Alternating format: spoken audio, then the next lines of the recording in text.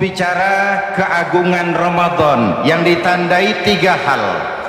Pertama, Ramadan dipilih oleh Allah menjadi bulan tempat di mana pertama kali diturunkan Al-Quranul Karim, kitab suci kita, imam kita, pedoman utama dalam melaksanakan berbagai kegiatan hidup.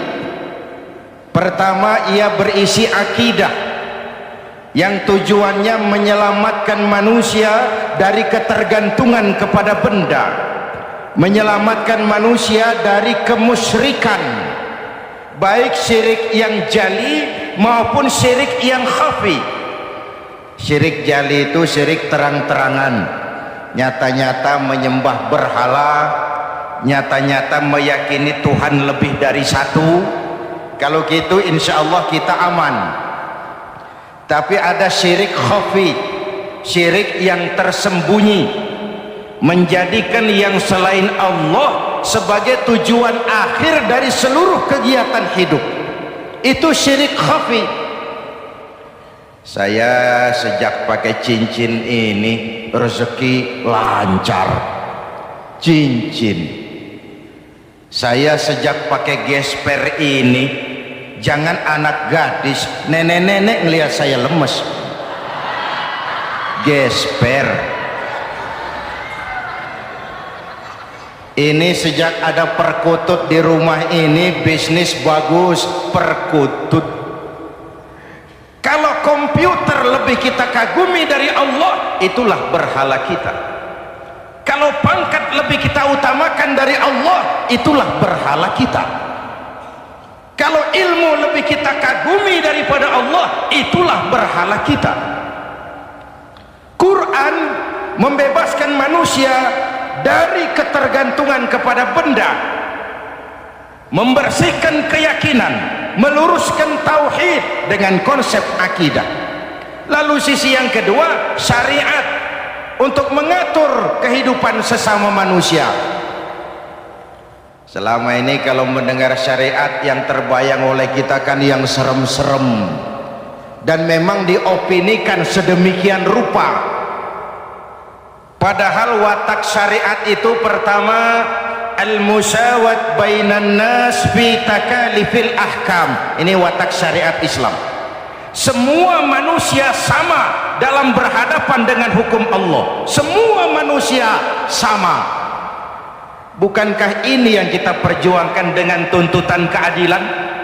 Supaya di republik ini jangan ada warga negara kelas 1, supaya di republik ini jangan ada yang kebal hukum, supaya di republik ini hukum jangan seperti pisau, tajam ke bawah tapi tumpul ke atas. Syariat mengajarkan al-musawat bainan nas fi takalifil ahkam. Semua manusia sama dalam berhadapan dengan hukum Allah. Ketika mengajarkan orang beramal, Rasulullah kepada putri kesayangan beliau sendiri berkata, "I'mali ya Fatimah, i'mali fa inni la ughni anki minallahi syai'a." Fatimah, beramal kau. Fatimah sholat, Fatimah puasa, Fatimah haji. Kalau kau tidak beramal, aku ayahmu Rasulullah tidak akan sanggup membelamu di akhirat nanti. Inilah watak syariat.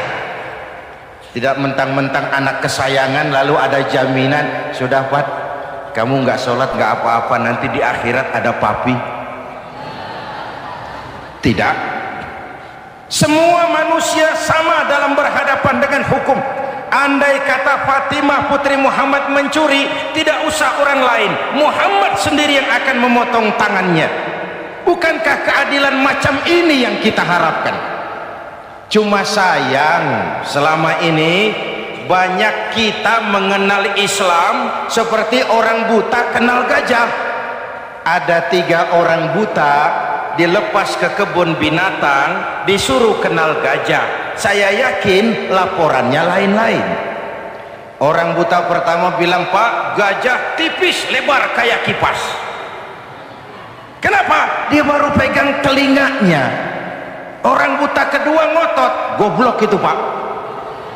Yang betul saya gajah kecil panjang kayak ular. Kenapa? Yang dia pegang ekornya. Orang buta ketiga lebih marah, dua-duanya tolol Pak. Yang betul itu saya gajah tinggi besar seperti pohon kelapa, karena yang dia pegang kakinya. Beginilah kita mengenal Islam, seperti orang buta kenal gajah. Frame of reference, kacamata pandangannya tidak total. Baru kenal kaki gajah sudah sok tahu gajah, baru kenal telinga gajah sudah sok kenal gajah. Kemana-mana pidato, saudara-saudara, gajah tipis lebar kayak kipas. Buat orang yang belum kenal gajah, dia menyesatkan.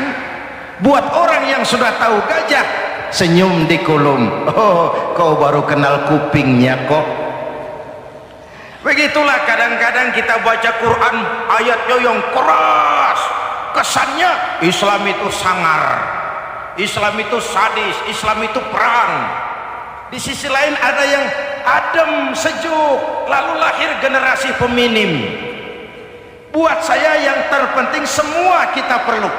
Rasul mengajarkan, la takun ratban fatuksara wala yabisan fatuksara. Jangan lemah, nanti kau diinjak orang, tapi jangan keras, nanti kau dipatahkan orang.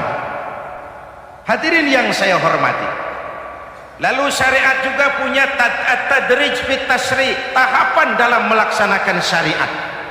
Oleh karena itu Ramadan yang keagungannya ditandai dengan turunnya Al-Quran harus jadi momentum kembalinya kita kepada Al-Quran. Quran itu imam, kita ini makmum. Saya mau tanya, imam ikut makmum apa makmum ikut imam? Makmum ikut imam apa imam ikut makmum? Makmum ikut imam.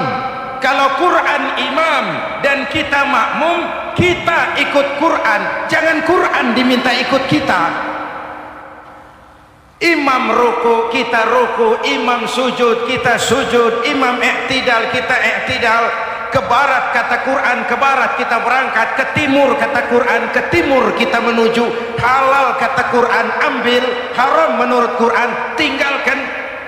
Kalau dia imam dan kita adalah makmum, mari berimam kepada Al-Quranul Karim. Yang kedua, keagungan Ramadan ditandai dengan perintah melaksanakan ibadah puasa. Para ulama menyebut puasa itu ibadah sirriyah, ibadah rahasia, ibadah abstrak, tidak ada unsur sugesti. Kalau kita sholat, orang lihat. Kita sedekah, orang tahu. Kita pergi haji, satu kampung nganter. Kita puasa, cuma kita dan Allah. Pura-pura sholat, ketahuan. Pura-pura sedekah, nggak bisa dong, apa yang disedekahin. Pura-pura haji, kemana perginya? Tapi pura-pura puasa, gampang. Keluar rumah, bibir lap yang kering, jalan lemesin dikit, ada angin miring, lemes amat puasa. Sirriyah, abstrak. Ibadah lain bisa dinilai, wah itu teman kita sodakohnya berani ya. Kok tahu kamu? Kelihatan dari jumlahnya. Itu sholatnya khusyuk ya. Kok ngerti kamu? Kelihatan dari geraknya. Tetangga sebelah itu rasa-rasanya hajinya mabrur ya. Kok ngerti kamu? Kelihatan dari tingkah lakunya setelah pulang haji. Kalau yang sebelah lagi itu haji tomat.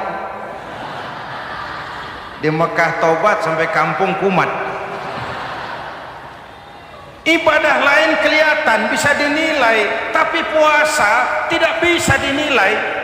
Belum pernah saya dengar orang bilang, teman kita puasanya mantap betul ya. Kok tahu kamu? Beludah terus. Nggak ada hubungannya. Oleh karena puasa ibadah sirri, ibadah abstrak, maka yang terbentuk dari ibadah ini pertama keikhlasan. Ini sikap hidup yang paling penting. Orang lain mau puji atau tidak bukan soal. Orang lain mau dengar atau tidak bukan soal, ini urusan saya dengan Allah. Dari ibadah sirri seperti ini terbentuk keikhlasan, dan itu penting. Penyakit yang namanya stres lalu menjadi stroke itu umumnya karena orang kehilangan keikhlasan. Tetangga sebelahnya beli TV, dia demam, panas dingin.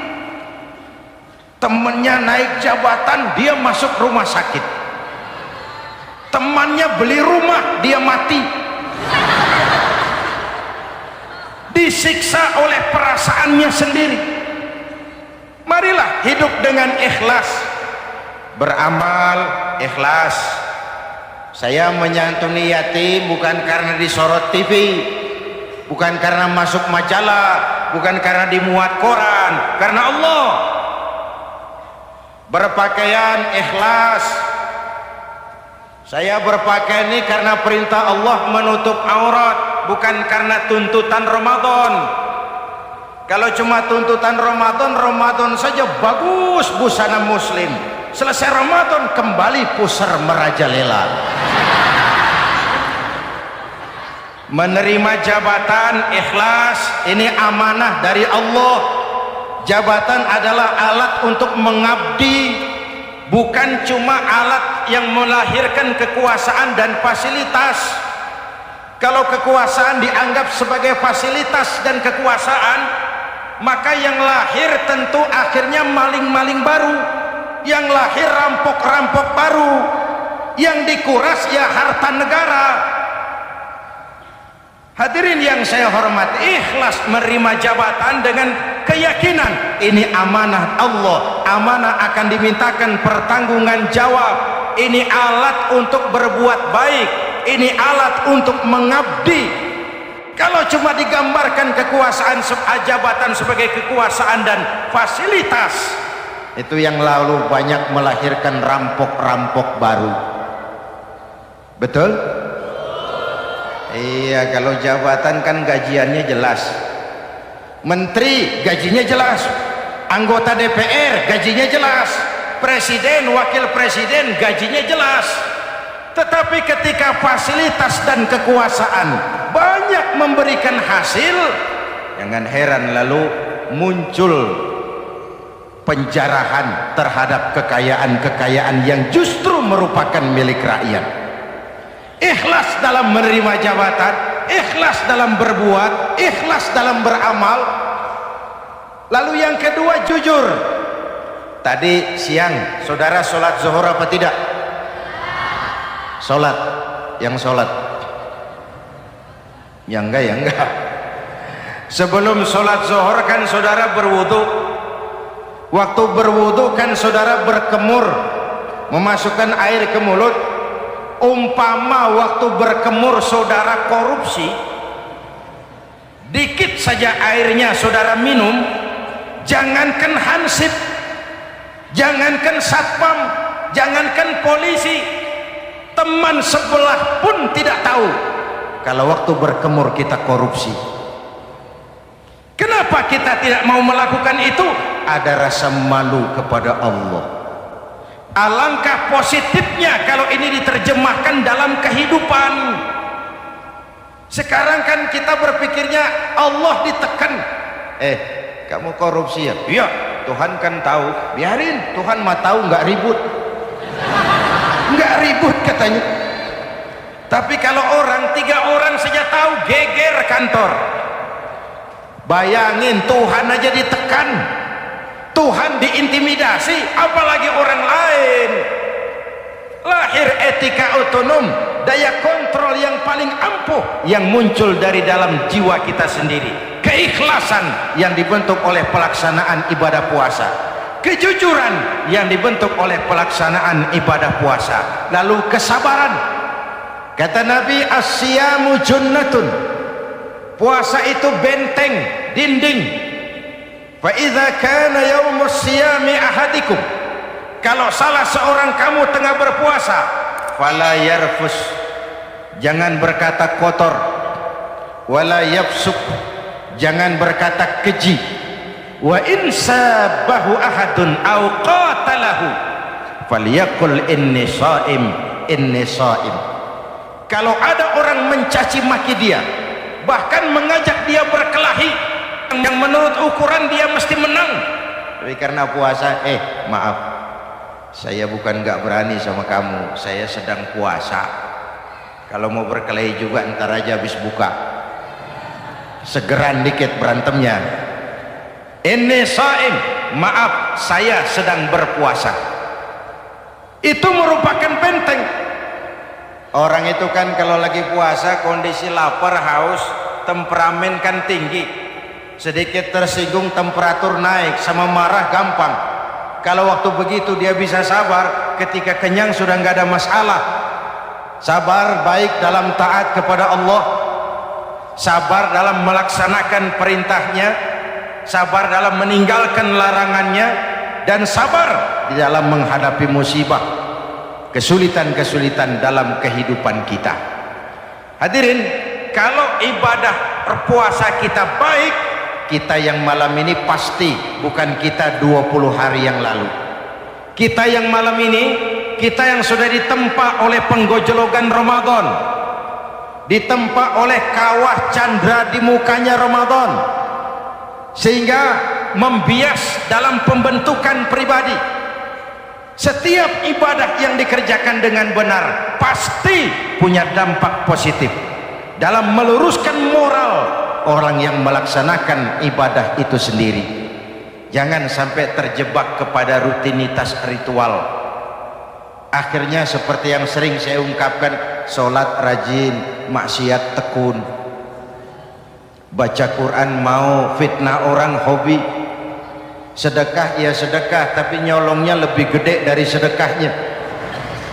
Sedekahnya cuma untuk ngumpetin korupsinya. Akhirnya jadi lipstik, akhirnya jadi dekorasi. Setiap ibadah yang dikerjakan dengan benar punya dampak positif dalam meluruskan moral dan memperbaiki akhlak orang yang melaksanakan ibadah itu sendiri.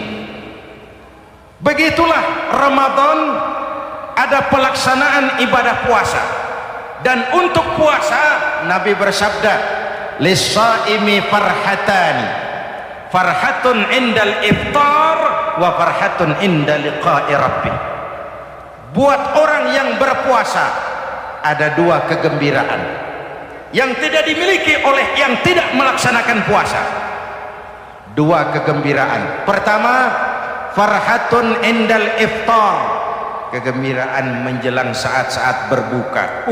Hati itu besar, rasa optimisme, padahal bukanya cuma sama tempe, sama tahu, sama ikan asin.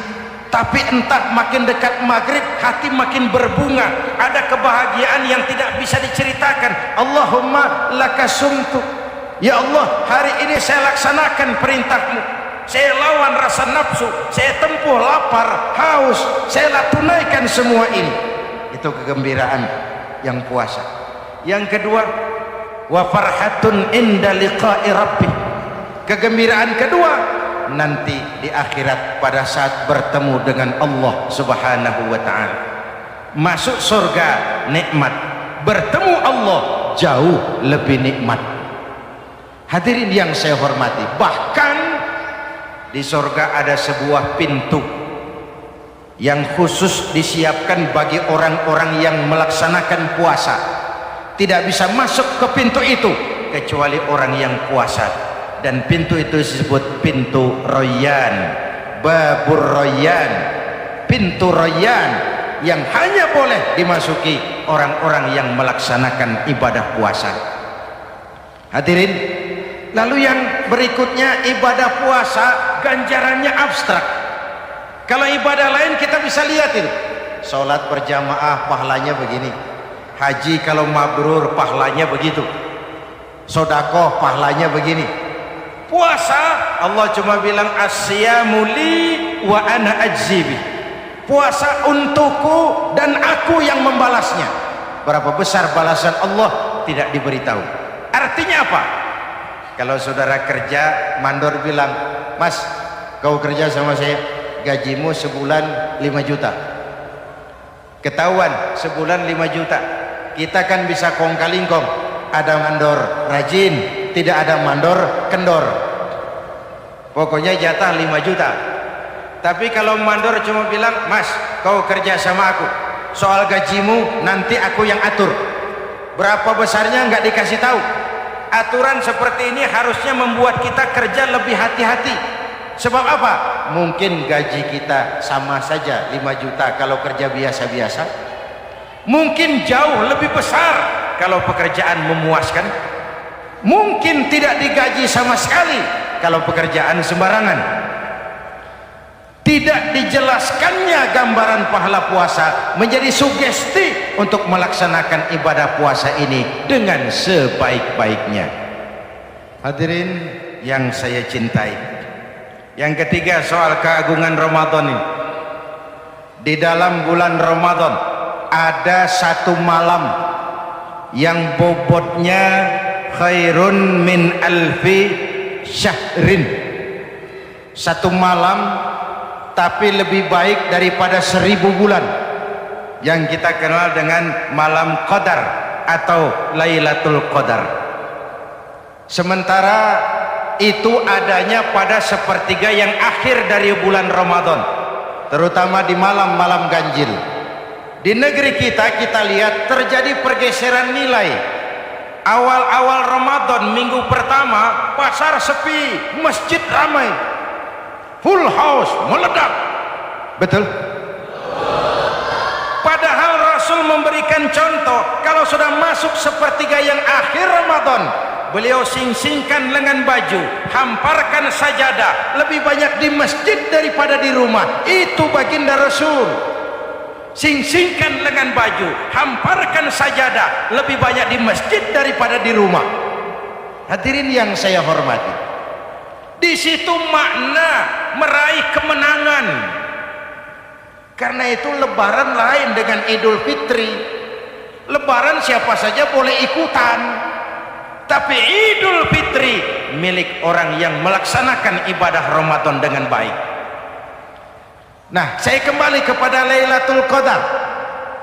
Semua kita, kecil atau besar, sengaja atau tidak, khilaf atau terpaksa, pasti punya yang namanya dosa. Di sini semua yang hadir nih, include saya, apa ada yang tidak punya dosa? Ayo, jujur. Apa ada di antara kita di sini yang nggak punya salah? Apa ada yang nggak punya dosa? Setiap kita, kecil, besar, sedikit, banyak, terlupa, terpaksa, pasti punya salah. Sekarang kalau mau hitung dagang, kita diberi umur 65, 40 tahun penuh dosa, lalu taubat 25 tahun. Menurut neraca hukum dagang belum seimbang. Dosa 40 tahun ditebus taubat 25 tahun menurut neraca hukum dagang. Untung Allah tidak dagang-dagangan kepada kita. Di Ramadan ini Allah ngobrol pahala. Di Ramadan ini Allah membuka pintu rahmah yang seluas-luasnya. Sampai-sampai ada hadis kursi, "Lau amiltumul khataya hatta mala'atis sama thumma nadimtum fataballahu alaikum." Kalaupun kamu berbuat dosa, penuh langit dengan dosamu, kemudian kamu menyesal dan bertaubat, Allah pasti akan menerima taubatmu. Hadirin yang saya hormati, inilah momentum Ramadan, saat dimana kita melakukan pemutihan diri. Masih ingat cerita dalam kitab Durratun Nasihin? Saya ulang lagi cerita ini untuk sugesti. Ada buajingan tengik pernah membunuh 99 orang. Satu saat hidayah datang kepadanya, terniat ingin bertaubat. Dicarinya seorang ustadz, ketemu ustadz kepala ngajar. "Ustadz, ya, apa? Saya mau taubat, diterima apa tidak taubat saya?" "Emangnya dosa kamu apa?" "Saya pernah membunuh 99 orang, Ustadz." Ustadznya melotot. "Wih, banyak amat. Nggak segampang itu nyawa hak prerogatif Allah, cuma Allah yang berhak ngambil. Membunuh tanpa alasan yang benar dosa besar, dosamu kelewat banyak mas, nggak bisa. Dia ponis lebih dulu kayak surga milik bapak moyangnya. Ini preman kita pikir ini ustadz saya niat baik-baik ngomong yang nggak enak. Nah, daripada 99 tanggung, saya lempengin aja nih urusan. Dibabat lagi ustadz, tamat, selesai, pas, cepet.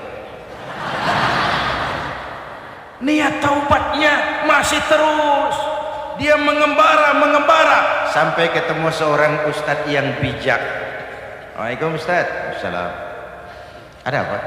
Ustadz saya mau taubat, diterima apa enggak sih? Oh, sebelum mentari terbit dari sebelah barat, sebelum nafasmu sampai di tenggorokan, Allah akan menerima taubatmu. Boleh jadi dosamu besar, tapi ampunan Allah lebih besar dari dosamu. Begitu Ustaz. Iya. Cuman ngomong-ngomong dosamu apa sih? Ustaz, saya sih tadinya cuma bunuh 99 orang.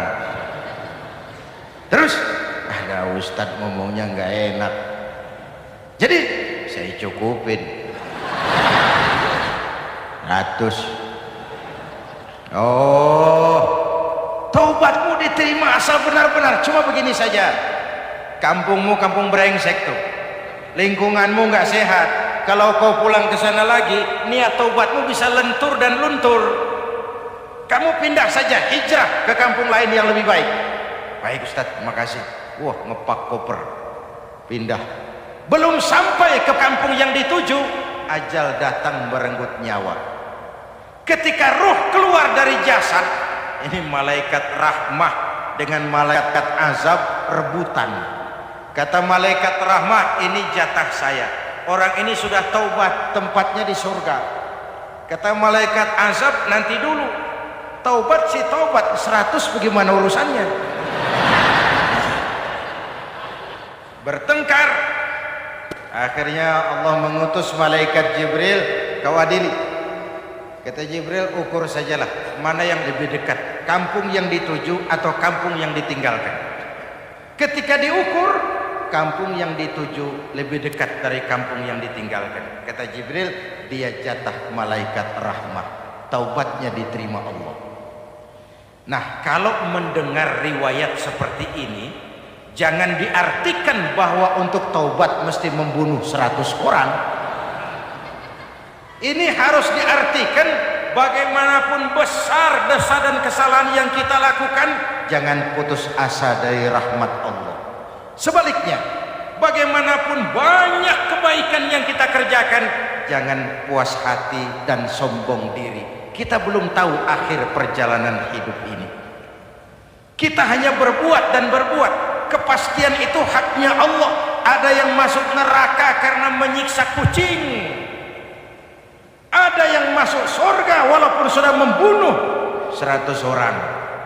Bahkan kalau nanti saudara di surga ketemu orang-orang soleh, saudara nggak usah kaget, itu memang tempatnya di surga. Saudara akan kaget nanti kalau di surga ketemu pelacur masuk surga. Penasaran, saudara samperin, Mbak Yub, ya mas, sampean ada di sini, apa Allah nggak salah wesel ini? Iya mas, saya ini ada di surga sini. Padahal waktu di dunia dulu saya ini siapa mas tahu kan? Mas juga langganan kan waktu itu.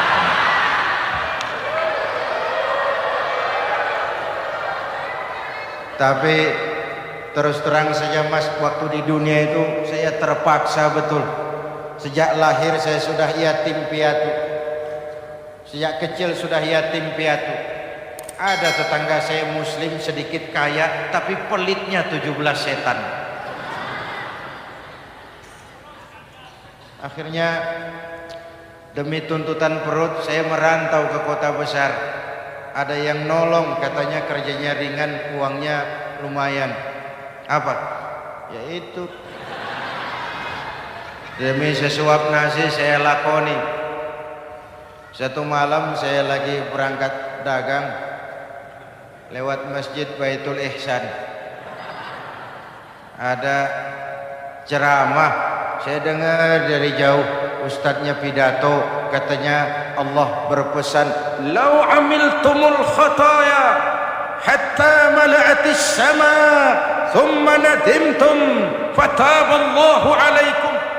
Kalaupun kamu berbuat dosa penuh langit dengan dosamu, lalu kau menyesal dan bertaubat, Allah pasti akan menerima taubatmu. Mendengar hadis itu mas, berlinang air mata saya. Terbayang dosa-dosa yang pernah saya lakukan. Terbayang orang-orang yang pernah menanamkan modal asing.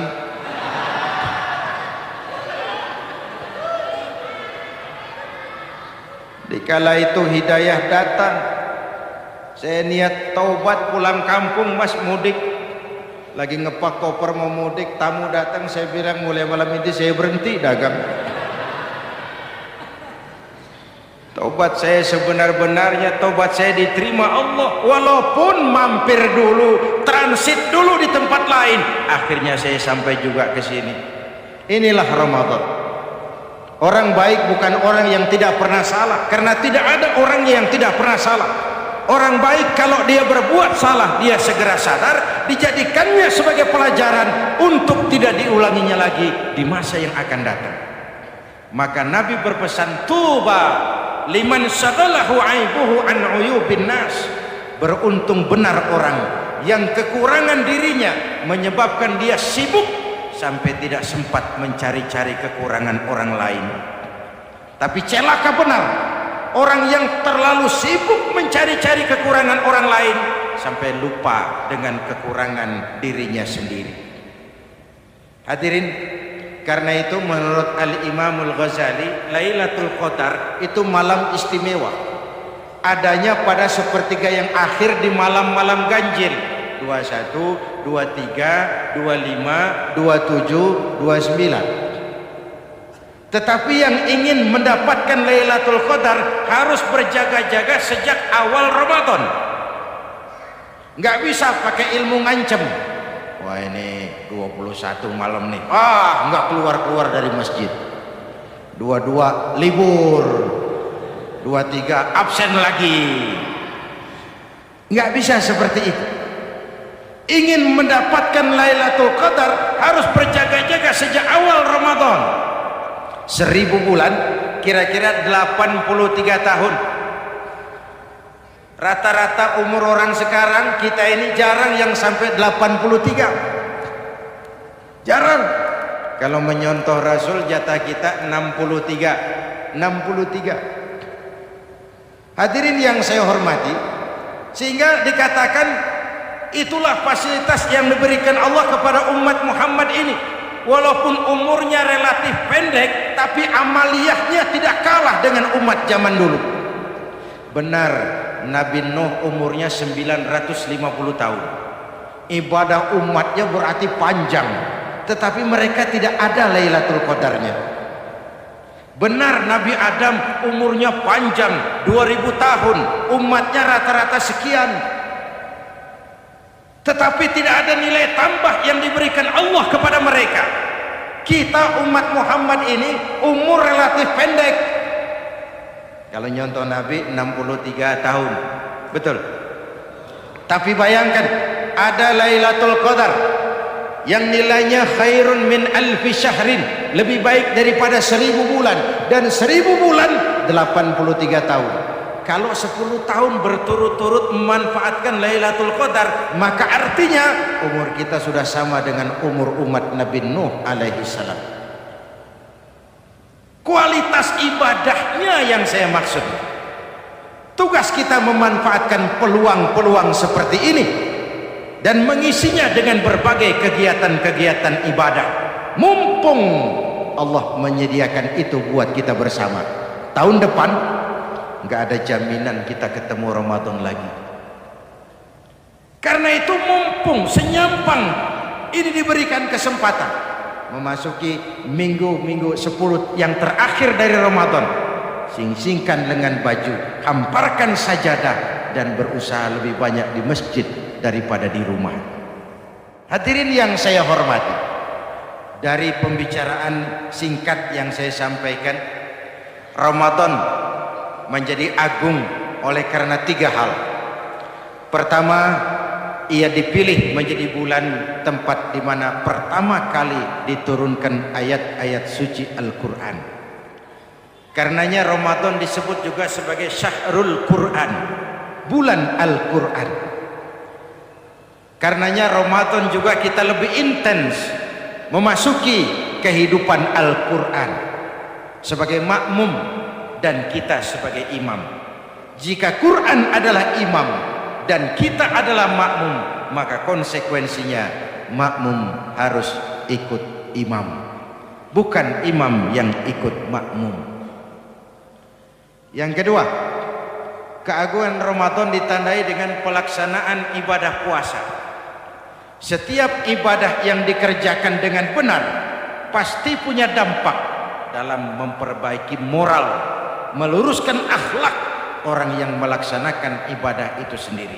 Maka bulan suci Ramadan menjadilah kawah candra di muka, menjadi bulan training, bulan latihan. Saya sering ibaratkan, Mike Tyson masuk latihan, keluar latihan, tinjunya makin hebat. Hewitt masuk latihan, keluar latihan, tenisnya makin canggih. Zinedine Zidane masuk latihan, keluar latihan, sepak bolanya makin hebat. Kalau latihan tiap hari, main kalah terus, orang kan ngomong, buat apa latihan? Kita sebulan penuh latihan supaya bulan-bulan sesudah Ramadan nanti kita jangan sampai kalah dalam permainan hidup ini. Hidup ini kan permainan. Ada yang sekarang ini main sebagai pedagang, main sebagai pejabat, main sebagai pengusaha, main sebagai seniman. Hidup ini permainan. Wa mal hadhil hayatud dunya illa lahwun wa la'ib. Ini cuma permainan. Senarionya sudah ditetapkan oleh sang sutradara Allah Azza wa Jalla. Ini permainan saja. Maka bermainlah sesuai dengan aturan main. Karena hidup memang permainan. Tapi jangan main-main. Walaupun ini permainan, bermainlah dengan benar. Jangan main-main. Kalau main-main, kalah. Sepak bola permainan, main-main kalah. Bulu tangkis permainan, main-main kalah. Hidup ini permainan, main dengan benar, main sesuai dengan aturan main, main-main kalah. Hadirin yang saya hormati, karena itu 1 bulan untuk menghadapi 11 bulan sesudahnya. Yang ketiga, ditandai keagungan Ramadan dengan ada nuzulul Quran. Diberikan Allah kepada siapa saja yang dikehendakinya. Semoga ibadah yang sudah kita kerjakan kiranya diterima Allah. Yang masih akan kita kerjakan diberikan kita kekuatan zahir dan batin untuk dapat melaksanakannya dengan sebaik.